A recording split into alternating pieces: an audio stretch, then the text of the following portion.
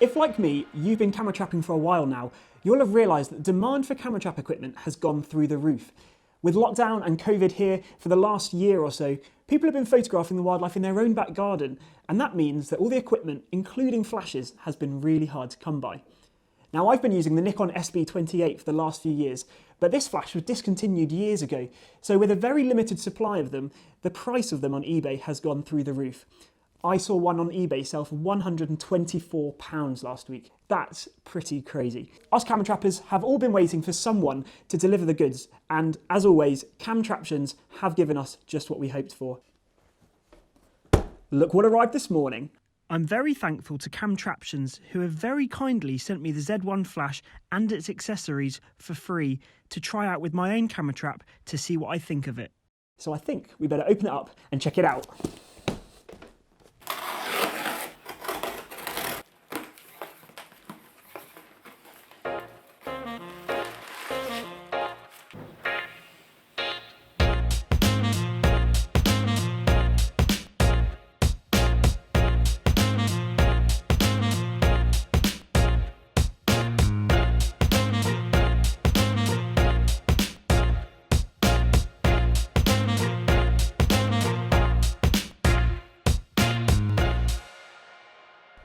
Isn't it beautiful? So, the Camtraptions Z1 flash.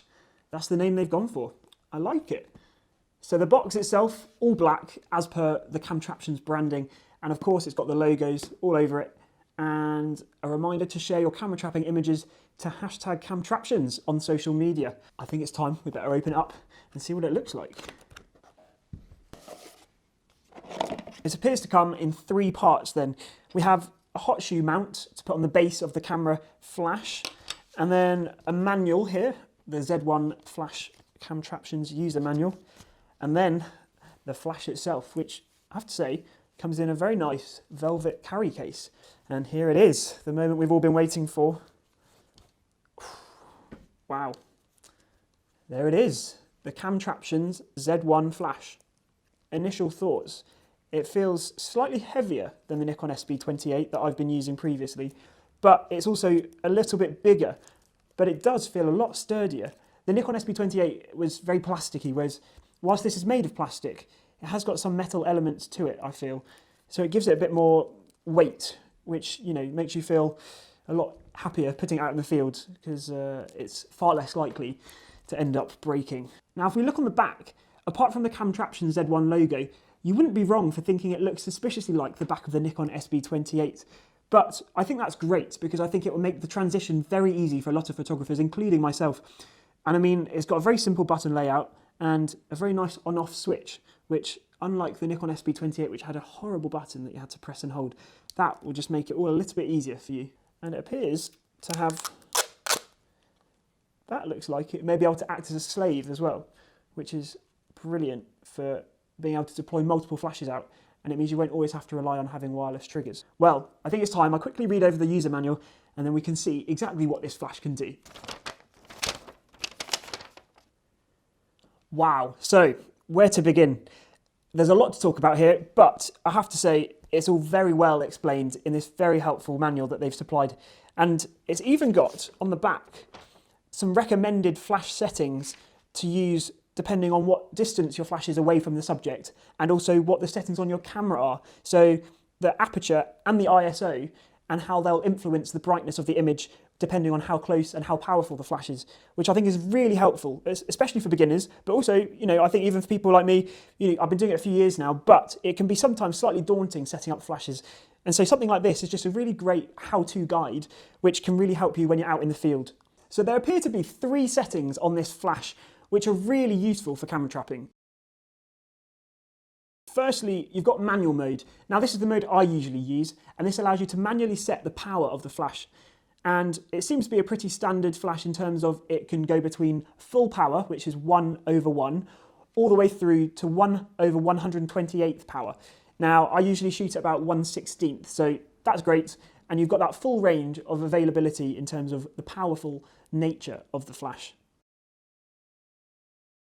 The second mode that the flash has is called multi-mode, and this is where you can effectively use the flash as a strobe to emit multiple flashes per second to freeze the movement of an animal as it passes through the shot, all within a single exposure. I think this is going to hugely increase the possibilities of capturing some unique and artistic images with your camera traps, and it should be a really powerful tool. Within the flash itself, you can set both the number of flashes per second, but also the power of each flash. And I think that is going to prove to be a really handy tool. And then the final mode that this flash has is a slave mode, which is what I thought when I first saw this light sensor on the front. And so what that basically means is that you can have one flash as your main flash on your camera trap, which can then fire out a flash when the animal triggers the camera trap itself. And all the other flashes using their light sensor on the front will detect this emission of light and fire themselves. So it's basically a clever way of not having to use wireless flash triggers and set off multiple flashes all at once. Now, there are some downsides to this because it does mean that the light sensor has to be in full view of that main flash. But it does mean it will work very nicely if you wanted to get multiple of these flashes without having to necessarily invest in those wireless triggers to go with them. Now, there are two slave modes, S1 and S2. S1 is basically when the main flash on the camera trap emits its light. The light sensors on these flashes will detect it and fire immediately, exposing the scene, and you'll get the image. However, sometimes if you're using a TTL flash on the camera trap, then it will emit a pre-flash that you'll want these flashes to ignore. So on S2 mode, the initial pre-flash will be ignored by the light sensor, and they'll then only fire when the main camera flash emits the second main flash that you want to use to expose the scene. So I thought it'd be useful to compare the Camtraptions Z1 with my Nikon SB28 just to see what their differences are between the two. So initially, if I put them side by side, you'll notice that the Z1 is significantly bigger, probably by about 2 inches taller, but actually width-wise very, very similar. However, when you go around to the back, you do realise that actually they're very, very similar. Both the screen and the buttons are placed in the exact same spots and are of very similar size. So really the only difference is this top bit here on the actual head of the flash, which can't be a bad thing really, because I imagine it probably means the light is built better and also emits a brighter and more powerful light when needed. Now in terms of the manoeuvrability of the flashes, my Nikon SB28 can go 90 degrees down and then spin 90 degrees to the right and 180 degrees to the left. And I believe that that is exactly the same as what the Z1 can do. Down 90 degrees, to the right 180 degrees, and to the left 90 degrees. I have to say, this is slightly hard to move these to start with, but I imagine they'll probably loosen up as I get to use it more often. But actually that probably will mean that the flashes are far more reliable when they're set in the camera trap position out in the field.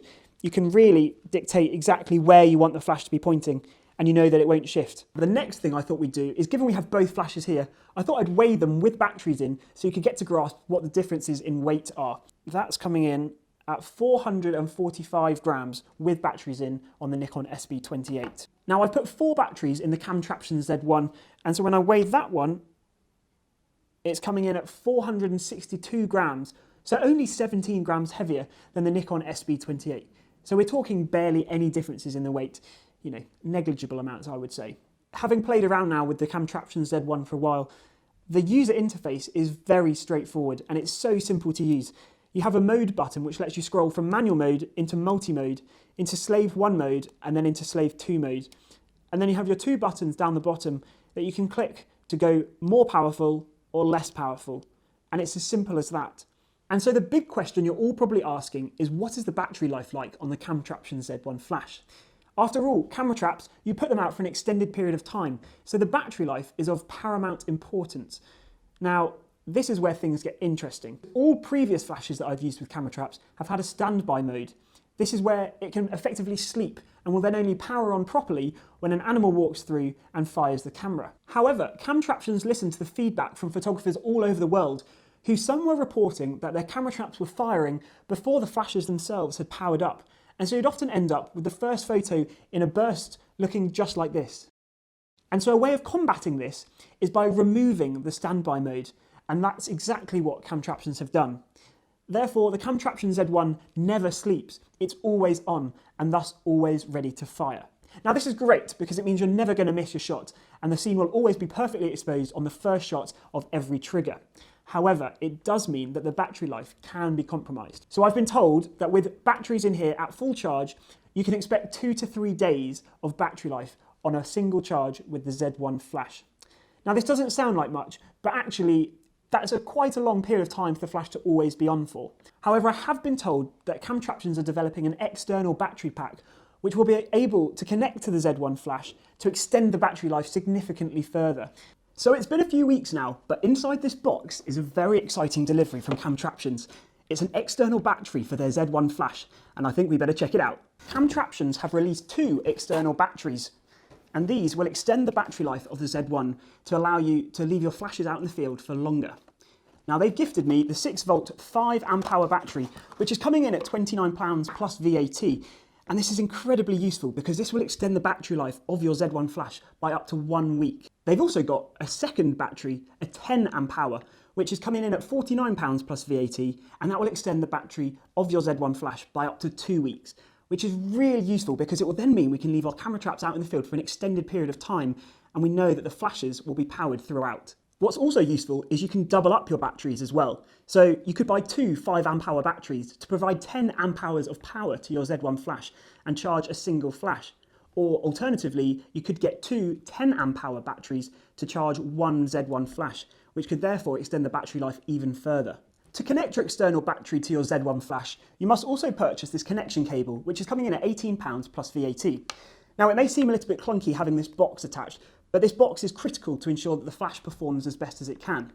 It has 2 functions really. The first is to bring the current down to a suitable level to power the flash. But secondly, and more importantly, the box has a cutoff in case of false triggers detected by the motion sensor, and that will stop your flash from overheating and cool it down to a suitable temperature.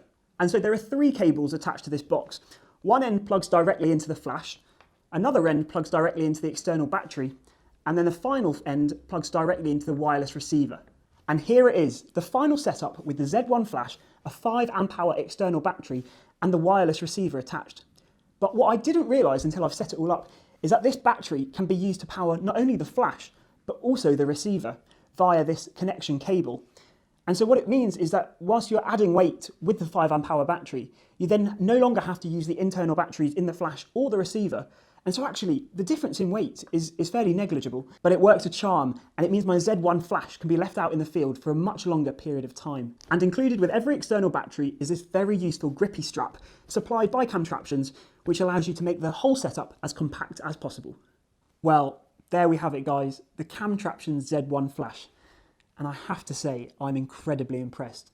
It's well built, it's durable, and it seems to be reliable too, but that's exactly what Camtraptions are famous for. I can really see myself using this in my own future camera trapping projects, and it's great to know that I'm guaranteed to get the shots that I'm after every single time. The camera trapping gods have listened to us, they've answered our prayers, and I'm just thankful that at last we've finally got a reliable but affordable flash that's perfect for all of our camera trapping needs.